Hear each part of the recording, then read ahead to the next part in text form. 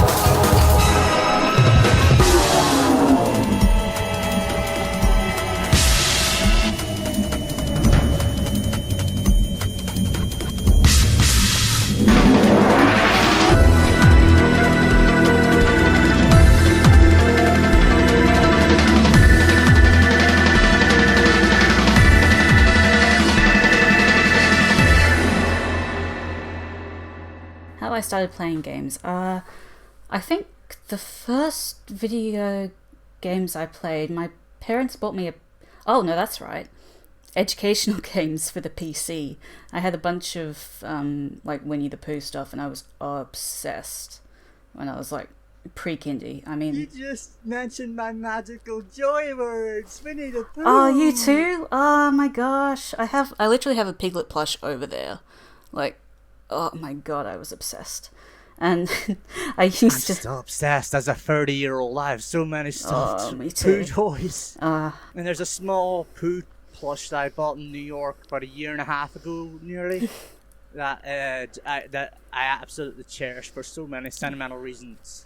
yeah, Yeah. I've got one of the first paycheck I got at this new job I started. I bought something I wanted for a long time, the Pooh Nendoroid, which is like it's the one that's got him holding the note from Christopher Robin and making a little face like this, audio format. But yes, it's my prized possession. And I used to, as a little kid, sneak up while my dad was playing Diablo on the PC. I wasn't supposed to watch him play it, but I was fascinated. And then it was my friend. The first game I had on my own was my friend lent me her copy of Pokemon Sapphire, and I managed to cajole my parents into buying it, and that was it. That was, it's the typical, playing under the covers late into the night. It was about 10, I think. And then after that, that got me a lot actually into writing. I was on the forums role playing as a Pokemon trainer, doing all of that. And that got me into Phoenix Wright. And that got me into visual novels and adventure games. And so that was mainly what I played as a teenager. I was never really into. My hand-eye coordination is not so good, so I was never a shooter type. So I played a lot of Pokemon, a lot of Phoenix Wright, a lot of. Jeez, what else did I used to play? Persona, and yeah, I never actually owned a lot of games because I grew up in Australia, and they are quite expensive if you were a teenager with no part-time job.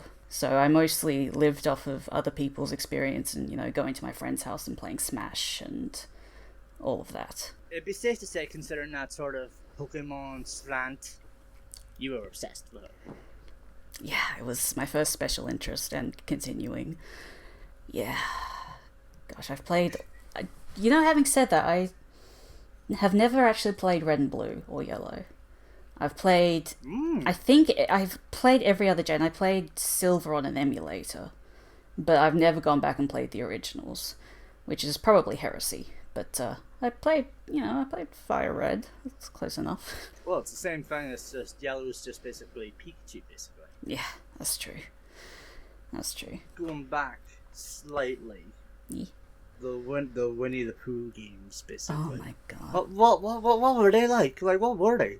It was literally like learning the alphabet. We're talking like I was 5. Oh. Like, they're not as. Oh, having said that, there was one for the PS2 that gave me nightmares. It was like, I mean, you imagine like a PS2 tie-in game, like it was terrible, but it was like you were exploring as Winnie the Pooh, and you had to fight things, and they were like whatchamacallit, mini games where you press the buttons. What are they called? QuickTime events. Don't suppose this is by any chance Kingdom Hearts? It was not Kingdom Hearts. I did play. Oh. I played the first Kingdom Hearts, and I never beat the stupid shadow in the Peter Pan level, and I gave up. So I missed the Kingdom Hearts boat by being bad at video games. Don't suppose by any chance you played the Pooh baseball game, the notoriously difficult baseball game? Again, very bad at video games. Don't think I beat the first level, but I have seen it. I'm familiar. I think I've gotten as far as maybe the second level, but like it's just notoriously difficult. Yeah, it's crazy. I mean, that's just like, that was Flash games back then, though, wasn't it? Like, the whole point was to be, or games in general, was to be stupidly difficult. Like, do you remember I Want to Be the Guy? I tried playing that, did not get very far. You don't know I Want to Be the Guy? Oh my god, it was legendary. It was like the original impossible to finish Flash game. It was kind of like Getting Over It by Bennett Foddy, but it was like a Flash platformer. Yeah, I played, actually having said that, I played a lot of Flash games because they were free. So I played a lot of the early Armor game stuff, like with the elephant. I liked that stuff. And, just whatever was on the Flash aggregate websites, like Newgrounds and whatever would get past the school's filter. So I was going to be a writer. I was going to be an author. If you're familiar with NaNoWriMo, I wrote a NaNoWriMo, and I was like, cool, I can do this. And, I did like the Australian equivalent of A levels is like I did the like as much English as I possibly could. And then I went to the University Open Day, and I went to the the English creative writing course opening thingy, and I was like, wow, that sounds boring as fuck. And then I looked on the schedule, and way over in some forgotten corner of the university, past 3 car parks, was the building where the shiny new games design course was. It was only in its 2nd year at the time. I was like, fuck it, I'll go see what they're doing. And that sounded great. Oh, sorry, I didn't ask. Is swearing okay? Yeah, swearing's fine. Sorry, just checking. It's fine. Fucking go for it. Okay, cool. Just checking, But yeah, so, we're crammed into like this tiny building, and it's like, yeah, we don't know what we're doing, but we decided to start a game design course. This is end of 2012, start of 2013. And I was like, cool, I guess I'm doing that, because I don't want to do yet more fucking Pride and Prejudice era. I hated that stuff. Yeah, so I had no real... Having said that, I never actually finished one. But there used to be like these make your own Phoenix Wright engines. Not like the ones we have now that are like super easy to use, but like people were like trying to recreate the Phoenix Wright engine. So that you could... Can I just stop you there? There's my food. Sorry, I'm sorry for breaking you off. Don't worry, I'm cool. A few moments later. I am sitting tight. 12 seconds later. Johnny is getting, in his words, a chippy.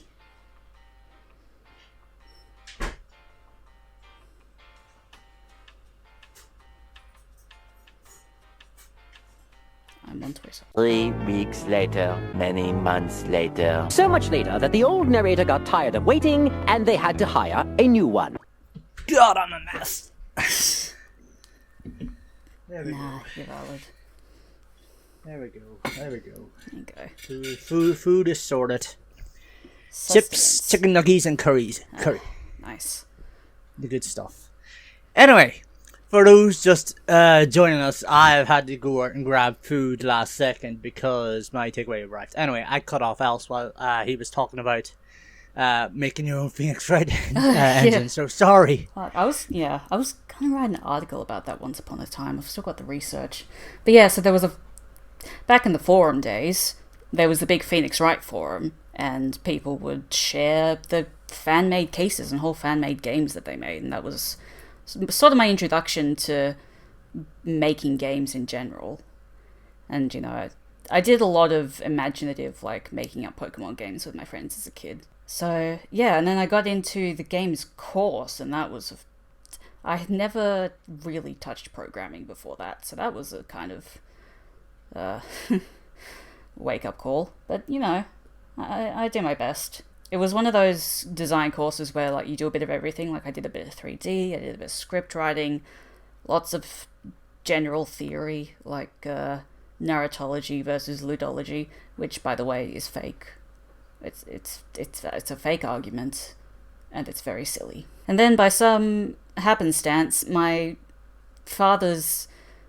So at this point, I'm 23, I'm living at home. Rent in Sydney is atrociously high. I've heard. Yeah. I've heard. Yeah, and it's not just like rent in London is high, but the food's cheap. Food in Sydney is not cheap. So I'm living at home. I am unknowingly chronically ill. I know I'm depressed, but I don't... All I know is that I can't do things as well as other people, and I don't know why, and no one seems to know why. So living on my own is not really a possibility. I have 3 friends because I am very autistic. So living with roommates is not really an option. And my dad gets... Oh, and there's no games jobs in Sydney. There was one when I was in high school, and that was at the Bondi studio. Whoever did... Team Bondi? Yeah, the Doubt game. Yeah, LA Noire. That's the one, the Doubt game. I applied for an internship there. Whew. Bullet dodged. Oh, definitely. So, yeah, no job prospects, nothing. And then my dad got a job in England. So my choices were basically stay in Sydney and try to make something of it, or move to England, and which seemed to have a more thriving industry. So I moved to England. And that went well. I got a shit temp job and made an interactive fiction game called To the Wolves. I got 11th place in IF Comp 2016, which I will not let anyone forget, especially not Victor Hochel, whose surname I can't pronounce. Sorry, Victor. I've made a terrible dog's dinner of that. He came 12th by 0.01. We're very good friends now, but I never let him forget that. And from that, I got an internship with Fail Better Games. After a certain someone had recently left. Made a lot of friends there. And then started developing Retrace. And then did, from, doing an internship with Fail Better, managed to get various, interactive fiction mobile jobs, generally, to support myself while I made Retrace. And now I'm here, living. Now you are here. Here is... Post-Retrace. Post-Retrace. Well, you're releasing Retrace now in console. I am. That was, as we're recording, that was announced on Tuesday. It's now Saturday. I have been sitting on that information for 8 months. I was basically courting publishers for my other game, one of several that I'm making, called Hope Sustains, and I was just looking at East Asia Soft's website, and they were like, do you have a game? Would you like it on console? And I was like, fuck it, I'll just submit it, and then they said yes, and now Retrace is coming out on Switch, which is the craziest thing ever. I can't tell you how much of it... It's the most cliche fanboy dream, but to have a game I made on a Nintendo console is it's unbelievable. I know it's nowhere near as hard now as it used to be, but it's still a very cool little milestone. It's a massive accomplishment. Thank you. I'm very excited. I haven't played the port, so if, people are listening to this and the port's shit, I'm sure it won't be. The people at East Asia Soft are really nice and very talented, and I'm sure they did a great job. But I'm just saying, I haven't played it. I'm sure it's good. Actually, it's probably better than the PC version because it turns out QA is really hard. And programming is really hard, and sometimes things just don't do what you want them to do. No matter how many hours you spend reworking the code over and over. That was basically me with Play Diaries before I launched it. I had no coding or design experience for it. Oh, God. Everything you see is just basically being held by sellotape and duct tape at this point. God, I literally saved up money to pay someone to do my website because I can't. You know, the kids who did Neopets? I was not one of them. I could not do I can't do an HTML or a CSS to save my life. Having said that, I'm learning slowly from Grim Watture, who does Twine tutorials, because I did To the Wolves in Twine, and I stole someone else's layout. I think it was a free layout, but I still took it. And I somehow did the CSS for the Retrace side story that I did. But yeah, I do not like CSS or HTML. It's very bad. The feeling is very much mutual. It's very much mutual.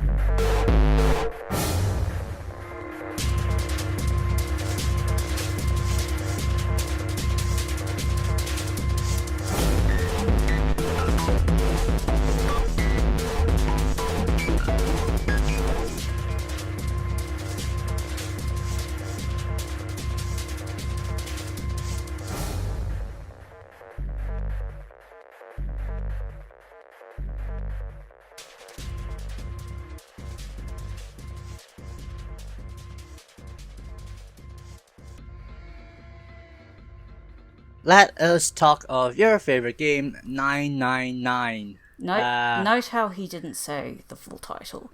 It's because neither of us can remember which way it goes. I have it in front of me. It's 9 hours, 9 persons, 9 doors. It is a very silly title. It is. How would you sort of describe... No, not describe. How would you compare to, say... Let's call them the Nomuraisms. The what? The Nomuraisms. The Nomura titles. Oh, God. Kingdom Hearts. Oh, and yeah. stuff like No, it's not as bad. Definitely not as bad as No. the fucking... No, definitely not. It's good because it means something. There are 9 hours, there are 9 persons, and there are 9 doors. And, the sequels. Actually, if you get me started on Virtue's Last Rewards title, we'll be here for hours. It's a good title. The Japanese version is essentially, can be translated as either good people die or I want to be a good person. So, that's just a huge fuck you to the translators. But they did a good job. And then the last one is Zero Time Dilemma, which you have no time and there's a dilemma. And also Zero has given you a dilemma related to time. Can't argue with that. So it's at least basically better than any Nomura title. Yeah. I guess so. Yeah. Basically, what we're trying to tell you here is don't take after Tetsuya Nomura and name your game basically the same way he would name a Kingdom Hearts game. No. Well, you say that, but if I was going to give an award to the worst title, I would probably give it to Yoko Taro.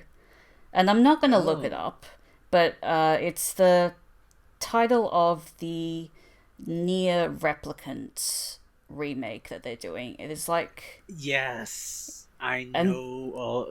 It's something like Nier Replicant version 1.35, yeah, 6, 7, 8, 9, 10, whatever. Yeah, that's Yoko Taro for you. And yet, I still wouldn't say that's worse than anything by Nomura. That's just Yoko Taro. That's true. I guess that's a personal taste. So Zero. Just I have the. So this is going to happen a lot, basically, and I now have the title in front of me because it's in my notes, basically. Anyway, 999 came in at a time when visual novels weren't too popular. Like, don't think it feels like not. It feels like now there's a lot more of an audience for it. But back in the day, when it came out, it was something like 2009, 2010. It was in fact Japan 2009, North America 2010, which is crazy because I could have sworn it was way before then. But No? I thought it was something like 2007, 2008. Well, I found out recently that a game that I thought had like influenced me since I was very young only came out in 2011. So that was a memory. I have a very good What memory. game was that? Ebe. IB. It's a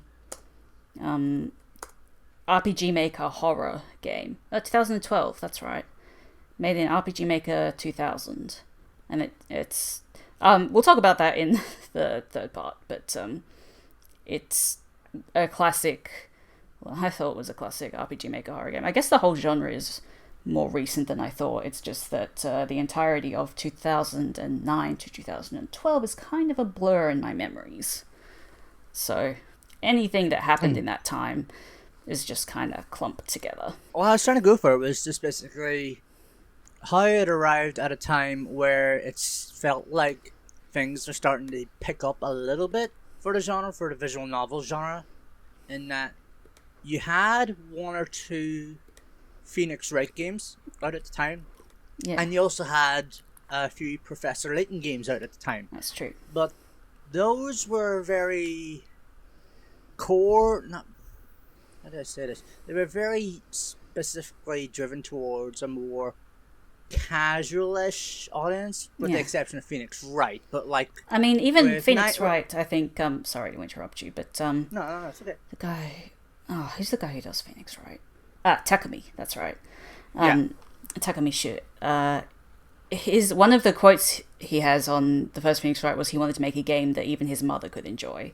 So yeah, even though it's a murder mystery, it's still very much like geared towards a more casual audience than, say, pretty much every other game at the time. Well, no, that's a little unfair, but a lot of, especially with visual novels. I mean, you're talking what? When did Chaos Head come out? Like, it's very like, hardcore people who like Japanese games. 2009, hey. Yeah, so definitely, in terms of games not even aimed towards the West, just games that Westerners who weren't already familiar with anime and Japanese games, and games that they could, or even would, like walk into a store. Remember when you used to do that and pick up a game? Not a lot in the visual novel department. Everything else kind of had a cultural sort of barrier, even. Which is one of the great, achievements of the Phoenix Wright localization team. And obviously Professor Layton had that little British veneer over it. And like 999, in contrast, was very much a niche game in a sense, in terms of its audience, anyway.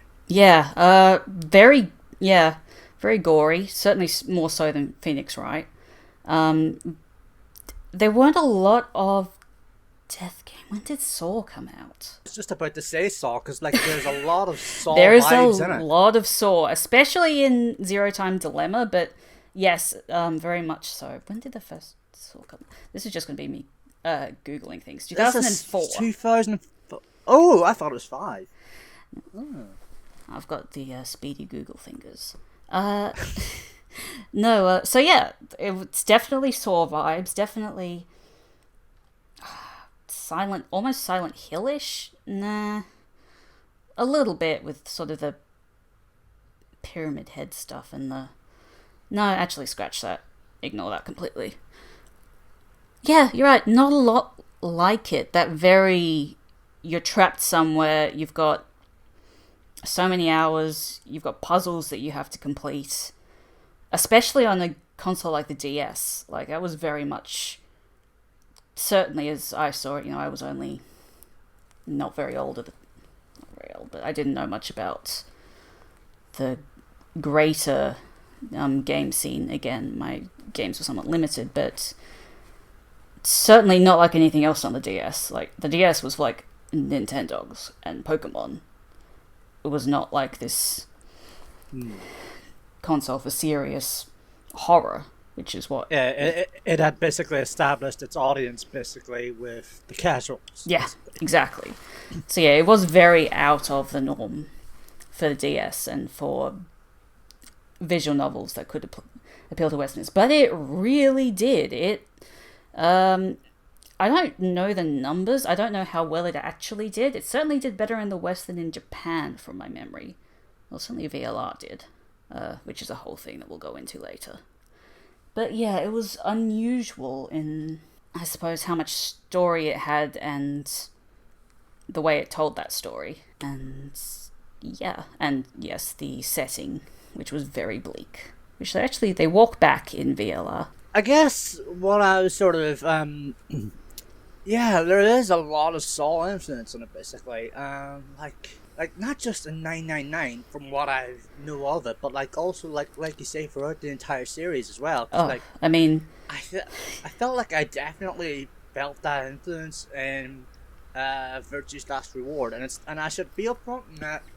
Else knows this, but like Virtue's Last Reward is the only game in the series I've played on the 3DS. Although I do think I have the entire trilogy at this point on console. But we can talk about that in a little while. But basically, yeah, there is so many Saw vibes. yeah. Like It's hard to escape it. One of the promotional images, and actually one of my favorite parts of Zero Time Dilemma, is a classic Saw trap. It's one of the main characters, Sigma, in a chair that has a revolver attached to it, and his partner has to either shoot the revolver, like pull the trigger. It's a game of Russian roulette. He has a 50-50 chance to live.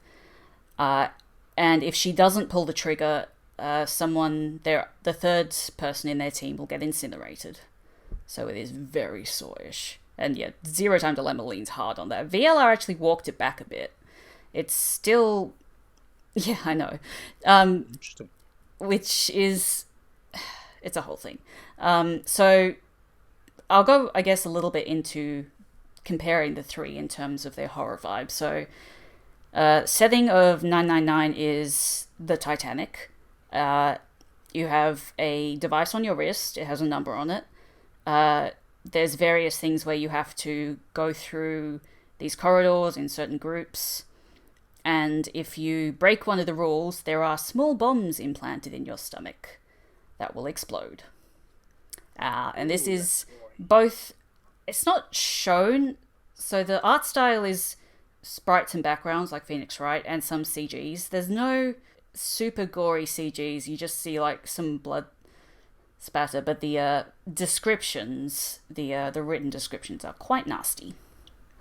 In VLR, they changed the death method to you get anesthetized and then a poison is injected, which is relatively more chill.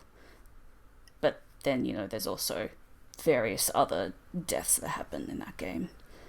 And then in ZTD, Actually, I don't think they have any punishments for doing badly, except the various traps, which again, roulette wheel and... Oh yeah, being incinerated, being, blasted with acid, that kind of thing. Having your head chopped off. There's a lot of that. It is definitely very Saw-like. The through line I am seeing there is that the first one is very gory, but it's consistent in the way that it'll kill you. Yeah. The second one is consistent in the way it'll kill you, but at least it's a lot more, like you say, chill about it, a lot more calmer about it. Yeah. But the third one is sort of varied, pick and mix, basically.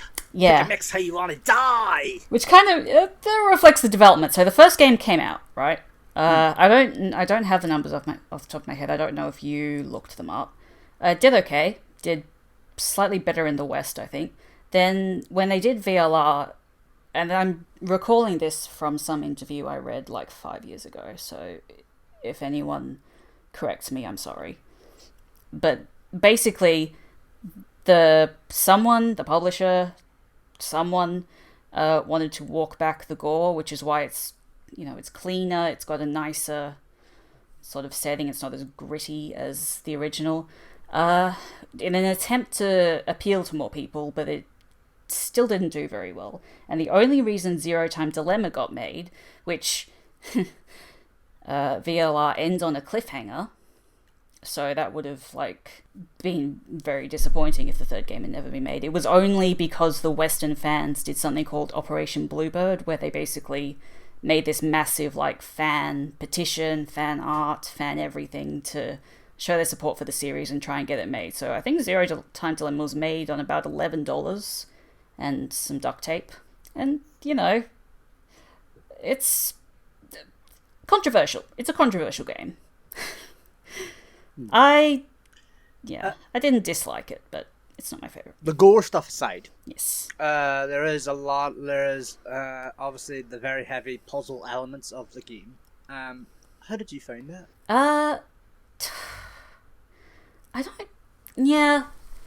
The good thing about the puzzles is there's a lot of really great dialogue, but the puzzles themselves can be kind of annoying. At least in VLR, it lets you write down solutions on the bottom screen so you can keep track of it.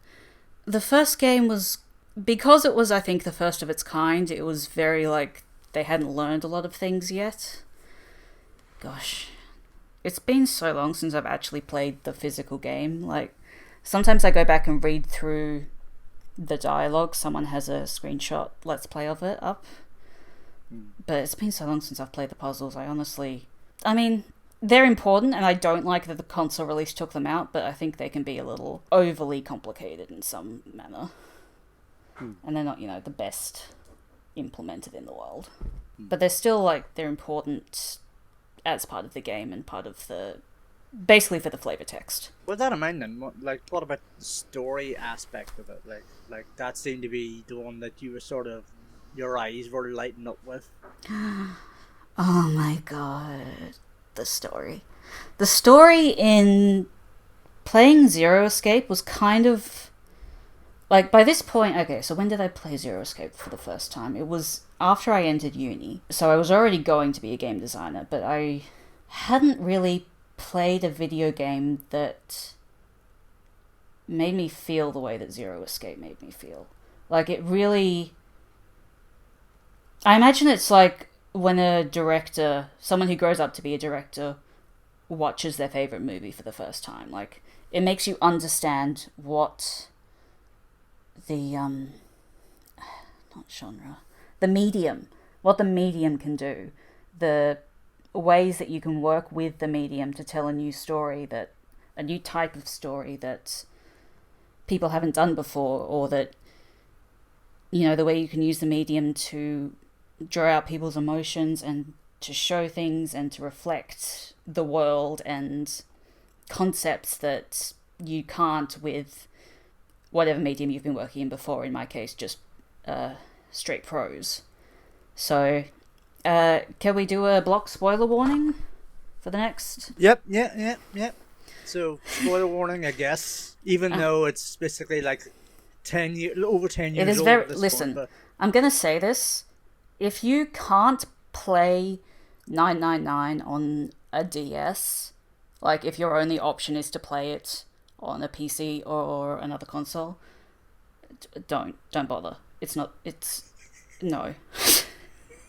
You won't get the experience. You won't get the amazing experience, which is.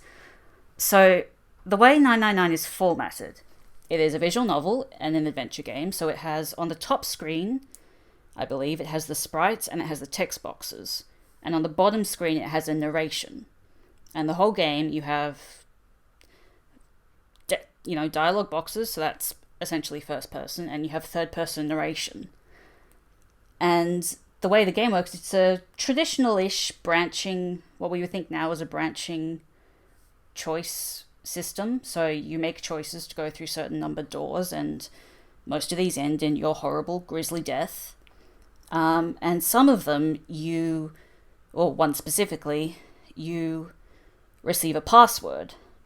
And then if you take a different branch and you choose the right choices, you'll find a place where you can enter that password. And at that point, someone asks the main character, to be completely accurate, because someone's going to call me out on this. It happens a few scenes later, but someone says, "How did you know that?" And on the bottom screen, it says, "Well, that was obvious. He knew because I knew." And that's how you find out that the bottom screen, the person who's been narrating to you the whole time, is someone completely different from who you thought was the main character. And that person is essentially you. The person you're playing as is the person on the bottom screen who is watching Junpei, the main character, air quotes, go through all these timelines and see all these possible paths, and is guiding him to reach the one path that they need him to reach for a specific goal that I won't go into. But and that just broke my brain. Like, using the DS like that to have the two screens, and then there is a point at which you flip the DS upside down because you are now playing as Junpei, and the puzzle is on the bottom, which is now the top screen. And that was like, I could not believe what I was seeing. It completely blew my mind. That's what made me want to make interactive fiction. That's the kind of feelings I wanted to make when I made games. The way you sort of described those sort of those sort of multiple deaths, the way you were describing it there, it sort of reminded me of how there's each an option of the way each ending resolves a different death in Nier Automata, with the exception of A through F. Yeah. G through Z is just basically you dying in stupid ways and the game just ending there. Yeah, I like the endings in... I think that system's very fun, even though ending B is kind of annoying after you first played it. Nier Automata was very close to being my pick. I think it's a really great game, and there are some very stupid and some very interesting, and again, messing with the interface, like the ending where you take your chip out, because that's part of the interface, is you use chips to upgrade yourself, and one of them is your OS, and the game, if you try and take it out, the game's like, yep, that's just another chip like any other, you can take it out, and then you die, because you no longer have a brain. That's so funny. That's thinking of everything. It's the most Yoko Taro thing ever. It's so good. And eating the sardine, and is it a sardine? I don't remember anymore, but it's something fish related. It is a fish, and it's a stupid pun in Japanese, and it's things like that mess with the interface make me very happy. I mean, and Nier Automata does that in other ways. Like, it's got the way that it all glitches out when you reach ending C, and it's oh god, that's so fun. Why don't we talk about Nier Automata? No, we're talking about 999. Let's do that. We'll talk about Nier later. I'm going to frankly influence him now to basically talk Nier Automata for the next 90 minutes or so instead, because I covered it for my favourite game of 2017, but frankly it's in my top 10 at this point, so let's talk Nier Automata. No, I mean, it's absolutely in my top 5. It's like Nier, 999. Why am I talking about this? We're going to talk about this later. We'll talk about this later on in other ones. Anyway, the other aspect that I find fascinating about 999, and I guess the other games in Virtue's Zero Escape games. Thank you. Seriously, I got you. There's a catchy title. It's okay. The other aspect of it is that it feels very much... We mentioned the Saw aspect of it, and the reasons why I got so many Saw vibes from it, is besides the atmosphere and the tone, is because the fact it very much feels like an escape room at times, escape rooms even. Yeah, gosh. So, when I would love, and I probably should have looked this up before I came on the podcast, but escape rooms and escape room games... Well, hey, this goes back to the Flash games that I used to play in 2005, 6, 7.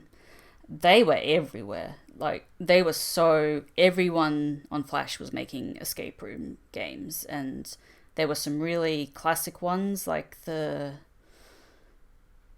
Lake and the ones in that series, which I think recently came out on Steam, and games like that to just random, someone's found some assets on Google and thrown together a puzzle, and that's an escape room. But so they were making those very early, and then at some point, when did escape rooms take off? Like, all of a sudden, it seemed like you turn around and there's escape rooms on.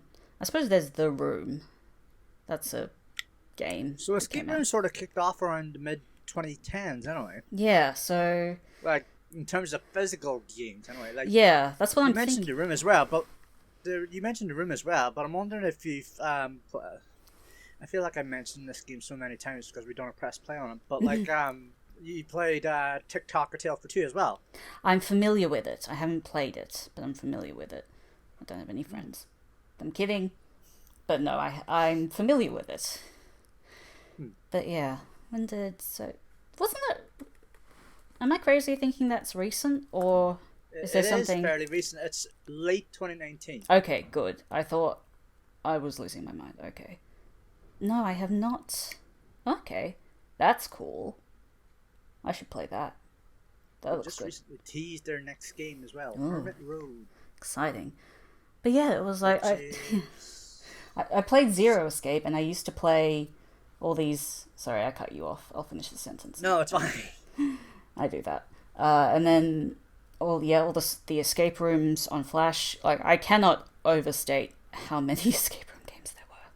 And then I turned around, and suddenly escape rooms seemed like they were everywhere, and everyone was playing them. And I was like, all right, I love escape rooms. Let's do that. But it felt like a very sudden jump. Maybe I missed something. Have you actually ever done a physical escape room? No, I don't think I have.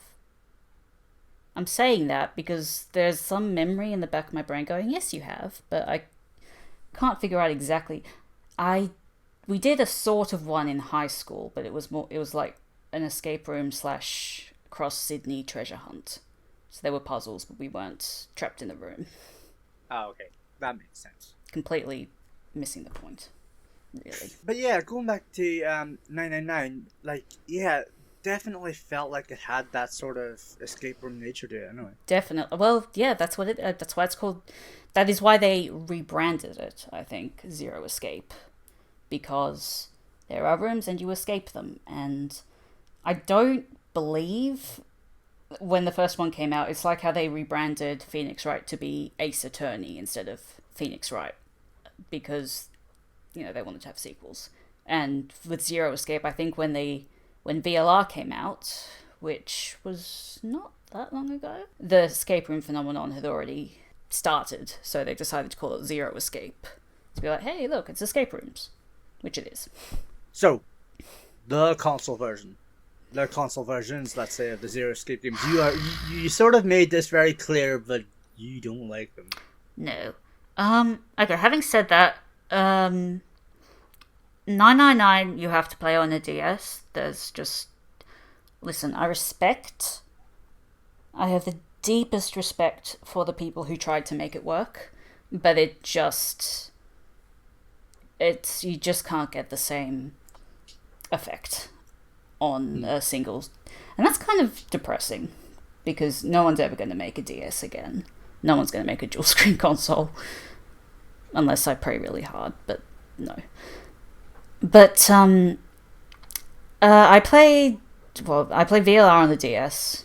You can probably get away with playing that on VLR, and Zero Time Dilemma you can play on other consoles, and that's fine. 999 is the one that really requires the DS, which is also why it's my favorite. VLR is very good, and I like its conceit and what it does, but I still prefer 999, and Zero Time Dilemma is Zero Time Dilemma. Zero Time Dilemma is they tried. The way they sort of describe 999 as well, and I guess the whole Zero Escape saga as well, is that there's a lot of fourth wall breaking in the game as well. Yes.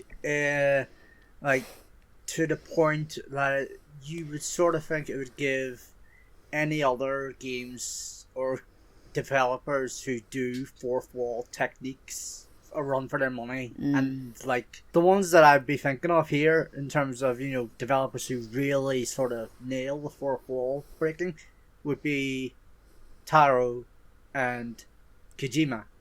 Yeah. Now, here's an admission. I have never played a Kojima game because I'm not good at them. I know. I've watched some of a playthrough, and I probably will eventually someday play Death Stranding. But no, I have never played a Kojima game. I know I should. You need to play Metal Gear Solid 2 at least just for the fourth wall breaking. Okay. To be honest, I knew Kojima was did some crazy things. I didn't actually know that much about his fourth wall breaking. So I will. That shit terrified me in Metal Gear Solid 2. Oh my God. I digress. But yeah, so yeah, Taro was really good at it. Uchikoshi, he has a set of other games which I'm not sure were ever officially released in English. I know there are fan translations floating around. Ever 17 does a very classic fourth wall break, which is it's basically the prototype to it's basically a prototype for 999 and what 999 pulls, and then there's the other two which are whatever. The other person who does it, sort of, but then can you really call his works games, is Ryukishi. So Higurashi no Nakakoro When They Cry, sorry. Higurashi When They Cry, Umineko When They Cry, and I don't know how to pronounce the third one, Seconia. They are very meta. Very, very meta. But they are also technically kinetic novels and not games. But I like them very much, and I really just wanted to just sort of shove them in here, because I like talking about them, but they are technically not games. Sort of after the games came out, the Zero Escape games, there was sort of this bigger rise of visual novel games, anyway. Yeah. Like besides the future Zero Escape games, there was the likes of Danganronpa, Doki Doki. Gosh. Technically, to an extent, could you arguably say, even though it's not a visual novel at its main core, it is an RPG, but could you arguably make a case for, in a sense, Persona as well? I think you can definitely make an argument. I mean, I made a joke, big letters joke, a chart that argued some very silly things about visual novels. I think I argued that Nier Automata was one. But the what is a visual novel argument is heated, and let's not get into it. But I think you can certainly make an argument that there is a significant visual novel element to Persona 5 as much as it has social. I mean, social, look at Hatoful Boyfriend. That is a classic visual novel that has stat raising. Visual novels used to have, dating sims. Now we're getting to dating sim talk. But they are also... And Murder by Numbers as well. Fuck, I forgot about Murder by Numbers. Oh, FU would kill me if I didn't mention that. Don't tell him I haven't played it. It's on my list. My list is so long. Listen, I promised Gary... It's on mine as well. I promised Gary Kings I would play his... He literally gave me free copies of his games 3 years ago. And I only played them like a month ago. It's so hard when... I don't know what it is about being friends with developers, but there becomes this block in playing their games. No. Yeah, definitely Murder by Numbers is one. Hatoful Boyfriend, Doki Doki. I would be remiss not to mention Hotel Dusk, which was not by the Phoenix Wright people, but was very popular with the Phoenix Wright fan base and came out at around the same time. Very hard to go back to now, but was also did a lot with the DS mechanics, which I thought was very cool. Really played with like what you could do with the touch screen, and it had one puzzle that relied on the actual movement of the DS case, which meant that you couldn't play it on a 2DS. But that was really cool. There was a game as well that came out last year that's very visual novel in a way, and it was very popular as well. I can't remember the name of it. came out in Switch and PC. Ooh, that does not narrow it down even a little bit. Now I'm looking at my Steam library. It was very 80s-esque. Like, sort of... You're probably talking about Paradise Killer. That's it. Yeah. That's it. Yeah, I actually just bought that on Switch, but there's a bug. I'm one of the 3 people in the world who inverts my x-axis, and the x-axis invert is broken on that game, so I'm waiting for a patch. They very kindly gave me the soundtrack when I pointed it out. But yeah, as one of the 3 people who does that, I have not been able to play it. But it looks very pretty. I guess the point I was trying to go for is that just sort of, because we digress a lot on the show, not just me necessarily. Although we did possibly get 2 of the worst people in the world in terms of digressions. Yeah, definitely. Like, it feels like now compared to when 999 came out back in 2009, 2010, feels like visual novels are certainly getting their due a lot more now, especially after, Doki Doki even a few years ago and now with Paradise. That was a big one, yeah. Doki Doki was a big one, especially because, I mean, Doki Doki had 2 great things going for it. It was free, and it had a scare element, which meant it was great for streamers. And that in itself was breaking the 4th wall. Yeah, oh my god, if we're talking about breaking the 4th wall, I mean, going into the game files, that's cool. The part at the end, which I won't spoil, but the part... Actually, no, why would I not spoil it? It's like 5 years old. The part where it either recognizes if you're streaming or goes into your your user folder and picks out what it thinks is your name, that freaked me out. Because I use my full name as the character name, and it was like, hey, Els. And I was like, that's not the name I used. That was, yeah. I don't know why I use Elliot, but I do. But, I guess going into that, like, streaming visual novels is like, you would think it would be a problem for the developers, but it doesn't really seem to have been. I mean... people love reaction videos, and if you have a crazy scene in your visual novel, people want to see it. I've picked up so many visual novels that I've seen. That this is a tangent. I'm sorry. That I've seen people play. Is essentially where I'm going. Oh hey, my Steam library's playing in the background. That's another game that's kind of takes its roots from games like this. Is fucking The Return of the Obra Dinn. It's puzzles. It's got a story. Is The Return of the Obra Dinn a visual novel? Tune in to my hot debate with myself and my cat. Else versus Tilly. What is Obra Dinn? Is it a visual I am novel? so genuine when I say I do not want to have any arguments with anyone over what a visual novel is. I don't care. If you say your game is a visual novel, it's a visual novel. Fair enough. Genres are stupid. I could sort of see the frustration just washing across your face when you say that. I was just like... It's one of those things where we have the same argument. My friend Jada Zeveris, that's another name I've just butchered, I'm sorry, Jada, has a schedule of the arguments that the VN community has.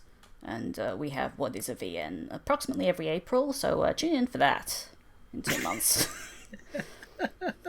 So, what else do you like about 999 that we've not discussed tonight? Let's talk about the characters. I think what it does, again, talking about the flavor text, the characters, it's very clever, I think. So there's exactly 9 characters. Technically 8, because one of them bites it within about 30 minutes.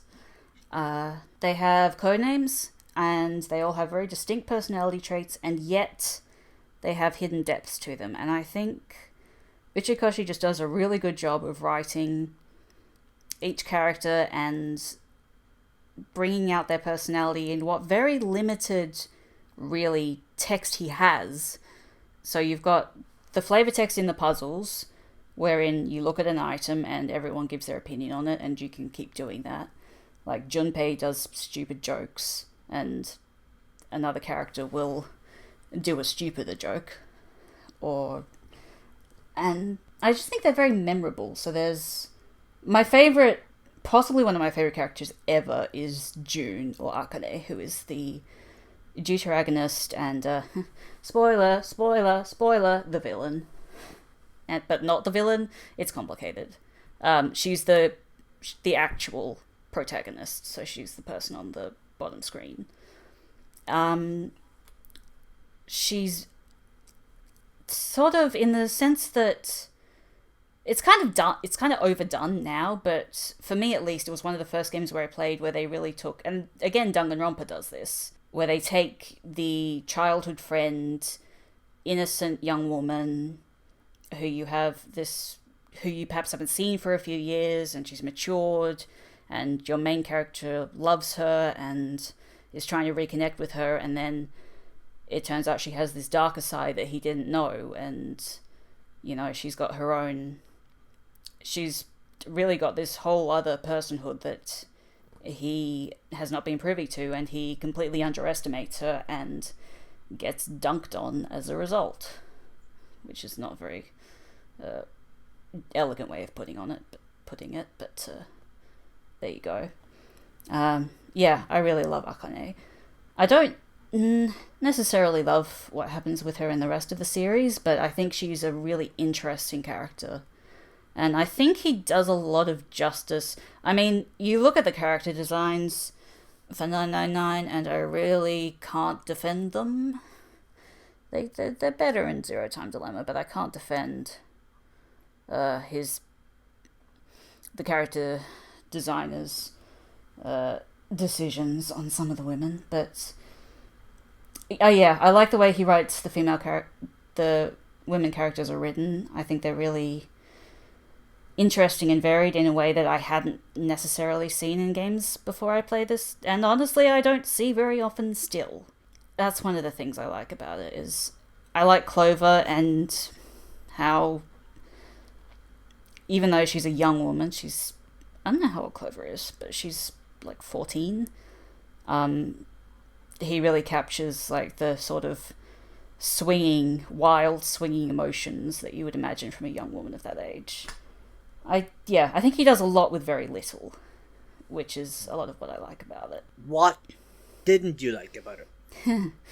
Let's talk about the character designs. Let's not. I don't understand why Lotus is in a belly dancer outfit.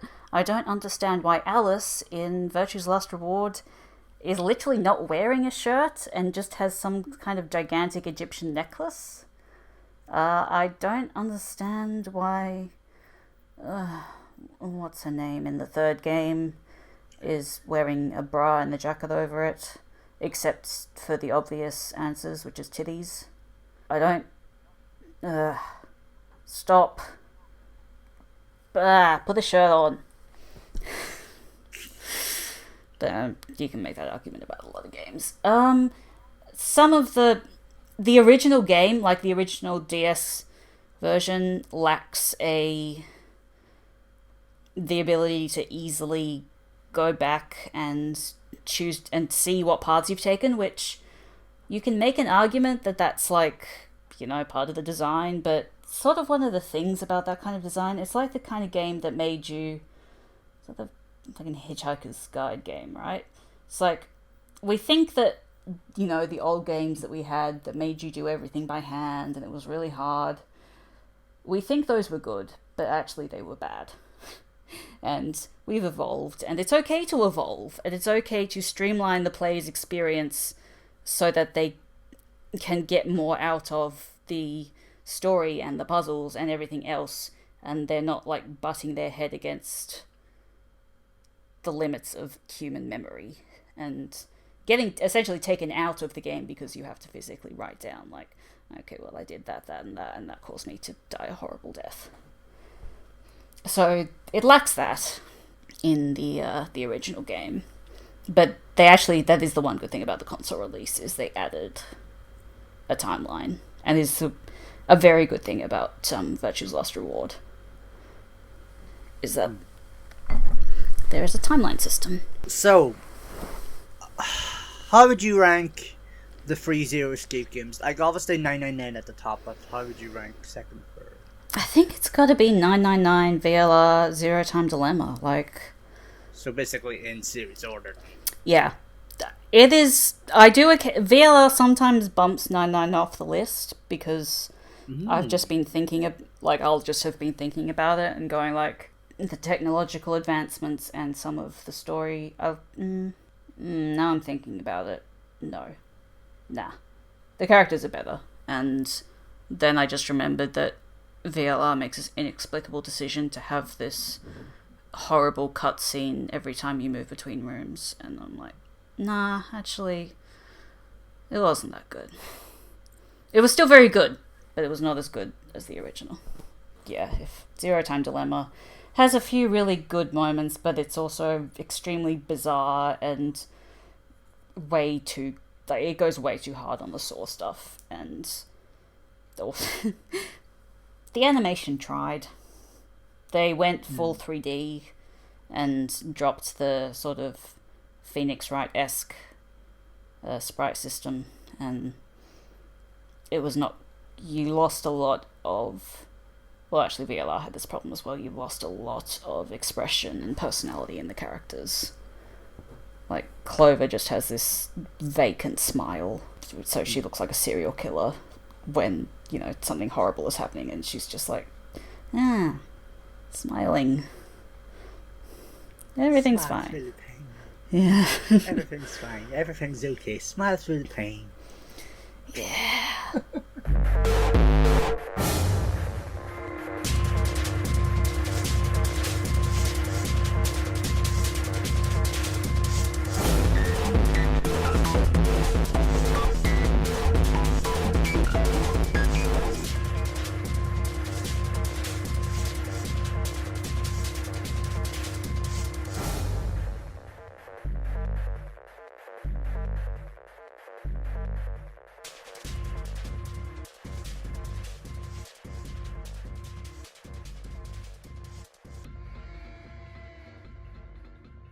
Honorable mentions. Go for it. Okay, here we go. Nier Automata. Obvious. Oh.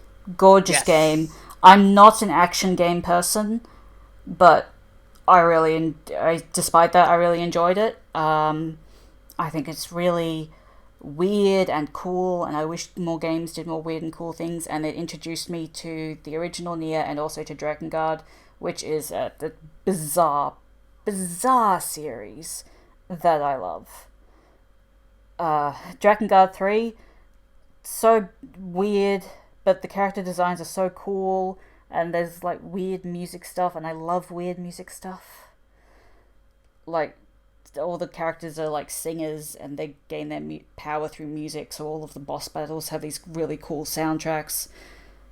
It's so weird and so good. You saying that is basically reminding me of that boss fight in Nier Automata and the fairgrounds. Oh my god, so... Okay, I'm not going to talk about this for too long, because otherwise we're going to be here for hours, and I could talk about Yoko Taro's works for hours. But Drakengard, the first Nier comes from Drakengard ending E, which is the one where you go to... So you're in a fantasy world, and you go through a portal to real world... No. You fight, you have a music rhythm battle with a dragon, and then the dragon falls through a portal onto real-world Tokyo Tower and spreads this dust which kills everyone, and that's what leads to the first Nier. And then, like, 3 apocalypses happen, and then Nier Automata happens. It's so weird. It's so good. Okay, Ghost Trick. Everyone needs to play Ghost Trick. That's another game that worked really well on the DS. It works really well on mobile. It is by Takumi Shu, who is the Phoenix Wright guy. And you are solving a murder mystery, but the trick is, it's your murder. You are a ghost, and you can go 4 minutes into the past from any corpse. So you go 4 minutes before their death, and you can change time. And the whole... my wife is signing at me. She forgets I don't speak sign language. I Yes? need to go to the toilet, but I don't want to interrupt your thing. Okay. That should be fine? Probably. Right, Ghost Trick. Really good. Very funny, very stylish, great music. Missile is the best character of all time. He's, have you played Phoenix Wright? I've played a little bit of the first Phoenix Wright. I think I've played something like...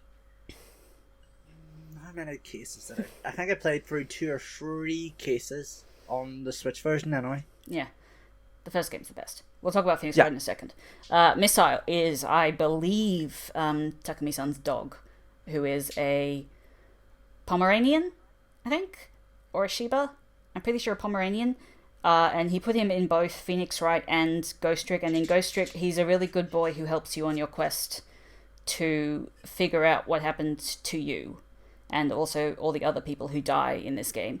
It's very, very, very good. The puzzles are very good. The story is very good. The music is very good. Play it. Phoenix Wright. I love how, by the way, before you get into that, I love how you reference the dog as a good boy. He's so... You'll understand if you play it. He's a good boy. It's Missile. I'm not going to quote. Don't let me quote anything else. Phoenix Wright, obvious. Classic. One of the greats in the detective fiction, murder mystery, visual novel genre. We love it. We love all of it. Even the new ones. Play all of them. If you don't want to play all of them, at least play the first one, because it's really good. Except for the third case. The third case is always bad. But that's okay, because then you get the fourth case, and it's really good. What else? Hotel Dusk, I'm gonna recommend, probably. Christ. Why have I not talked about Undertale yet? Because everyone knows Undertale, obviously. That's, like, it goes without saying. Undertale's really good. Undertale is what made me go, I can make a game in Game Maker, and then I made a game in Game Maker. So that's fine. I am gonna say Umineko. I'm gonna say, even though its status as a game, there is a interactive section in the last chapter. You should read it. It's really good. The House in Fata Morgana. That's another one that does not have a ton of interactivity. It does. It has more than Umineko, actually. I should probably explain what Umineko is. Sorry. Umineko, when they cry. That's Umineko. It is a visual / kinetic novel. It is 18 people, most of which are part of this. Basically, there's a family conference for a very rich family. They're discussing the will. The patriarch is on his last legs, and then a witch murders them all. Except then it becomes this, like, meta-level battle between one of the dead relatives and the witch in question, being like, hey, no, a witch didn't murder my family, that's stupid. And the witch going, I want you to acknowledge me as a witch. It is a very complicated, very well-written murder mystery and character piece. It's really good. Saying much more would spoil it, but you should... if you have, 8 hours, play the first 2 chapters, and if you don't like it after the first 2 chapters, I can't help you. But it's so hard recommending things that have such a big time commitment. Okay, House in Fata Morgana has a trans character, which was really exciting for me as a person who is trans. Don't see a lot of that. That was very exciting. And is very well written and well translated, which is cool, because it takes place in, it shows you, a story that happens in this house in, the 5th century, and then the 16th century, and then the 19th century, and then modern day, and how this horrible curse of Fata Morgana has sort of cyclically affected these people over and over. And the writing is really good, and the translation of the different sort of styles to show off the different eras is really cool and good, and I like the characters a lot. I think that's gonna be it. Fuck, I don't play a lot of video games. I don't think we all do these days. That's the problem. It's the sort of concept of time, anyway. God, yeah. I'm literally... I think I should probably give a shout out to Sunless Skies, just because I was there for part of its development. That's the Fail Better sequel to Sunless Seas. Skies is... It's another one. All of the games I like have huge, huge time investments, which is a problem when I try to recommend them. But I think Skies is coming out. I think it will be very good on Switch. So hold on for the Switch version, because it's one of those games that, like, it has so much... There is so much story in that game. Like, you will just get lost for hours and hours, and I think you could just, like, curl up on a rainy day and spend hours playing it. Yeah, I think that's going to be my recommendations. So, Fuck. I forgot a whole entire genre. Ebe. The RPG Maker horror games, which is games made in RPG Maker, or RPG Maker-esque games. I can't, in good faith, recommend Corpse Party. It's very bad, but it was also very influential on me. Ebe is very good, and I think Misao, Misao, are the two. Don't play Corpse Party. They're just really... It's very interesting what you can do with such limited... Again, talking about, the way you use the medium. The medium is the message. I don't remember who said that. But the very limited engine that is RPG Maker and pixel art and this very small sort of window that you have makes for some very interesting storytelling, and particularly horror techniques, which I think are very cool. Okay, now I'm done, I promise.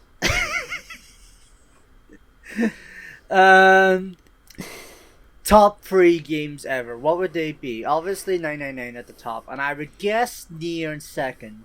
Yeah, I think it has to be 999, Nier Automata, and the first Phoenix Wright. And Pokemon exists in this whole other world because it doesn't influence... I say it doesn't really influence me as a developer. It probably does, because everything you consume influences you, but it's like in a whole other, like, a realm of things that I enjoy. Like, I don't enjoy it for the same reasons I like other games. I enjoy it because it's Pokemon. So I'm gonna put, it has to be 999, Nier Automata, and Phoenix Wright. And then in this whole nebulous category, sort of over to the left, is like Pokemon Emerald. But it doesn't count.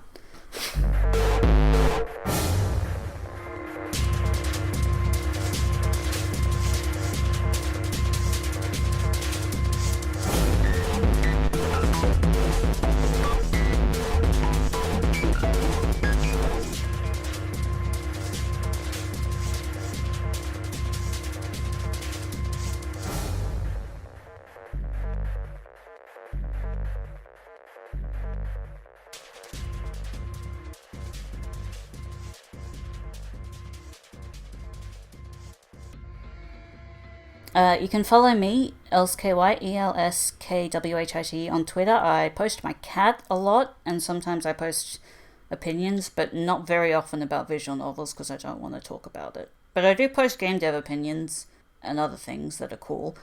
Spider Lily Games on Twitter is where Spider Lily Studios, which is too long for Twitter, lives. That's where you can find Retrace.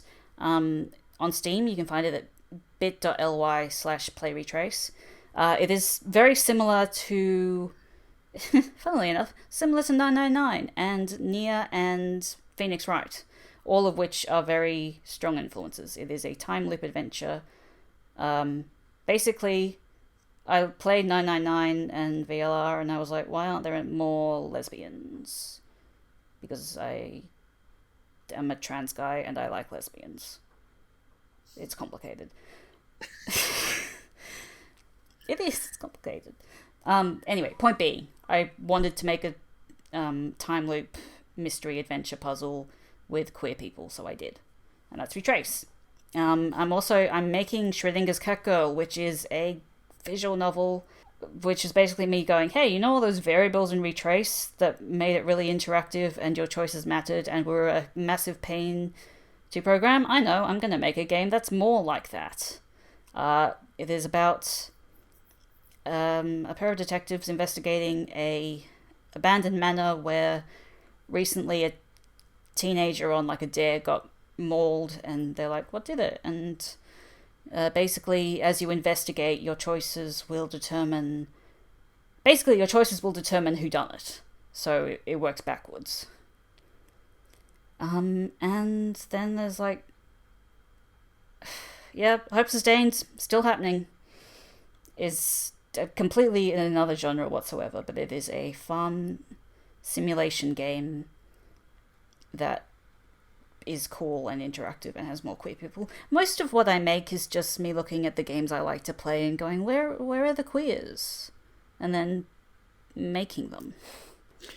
That's pretty much why we did the panel at EGX. That is exactly why we did the panel at EGX. This was literally a question that was thrown at us. Like, who would you make queer in a game? And we just basically said everybody did. Everyone. Yeah. So Retrace is 999, but everyone's queer. Schrödinger's Cat Girl is kind of like a 2D... If I made Until Dawn, but fewer Wendigos and more queer people and cat girls. And Hope Sustains is Harvest Moon, but 3D and with more queer people. That's a good sell. I hope so.